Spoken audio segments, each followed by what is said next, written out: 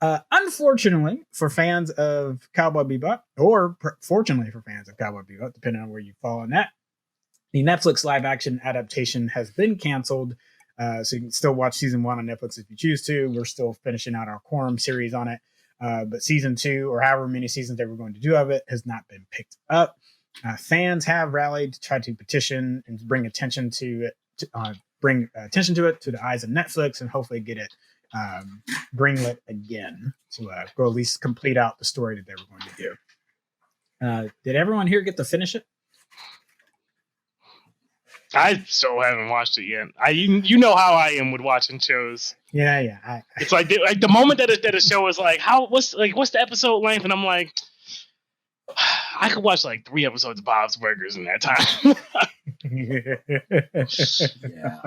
I haven't seen it yet, but I'm really angry about like them canceling it anyways, because everything that I've seen from it looks really good. I'm like, this has so much potential. The whole thing looks dope, and they canceled it. And I'm like, the entire presentation was deception. No, it has problems, and I enjoy it. But there's tons of animes that go on for way too long and have problems, which I won't go off on because that's going to take too much time away from Spider-Man. Hey man, but they're bringing Bleach back. It's okay. You'll have the redemption.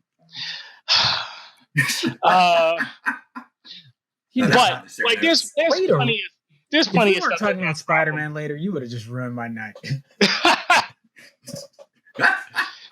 Oh man, but yeah, I mean, I'd be fine with watching, a couple seasons of it. And given the number of times people recommend an anime to me, and they're like, "Oh, it really pops off after season 4," and I'm like, the committal to make sub-adequate television for 3 or 4 seasons for it to finally find its footing is like ridiculous. So if they're willing to do it with some stuff, give things the time that it needs to do its own thing. Like, I understand like they're doing Cowboy Bebop a little bit differently, and that's cool because there's some stuff with Cowboy Bebop that I never liked. So I'm interested to see, like, if you do it a little bit differently, then cool, I'm here for it. If you want to do it to a T, then like that's gonna be fun too. So but here's the other thing. Oh well. Of the live action adaptations from Cowboy Bebop, or of animes in general, mm-hmm. It seems like, from everything I've been hearing, it seems like Cowboy Bebop has done the best job. All of them. I think it's generally pretty good.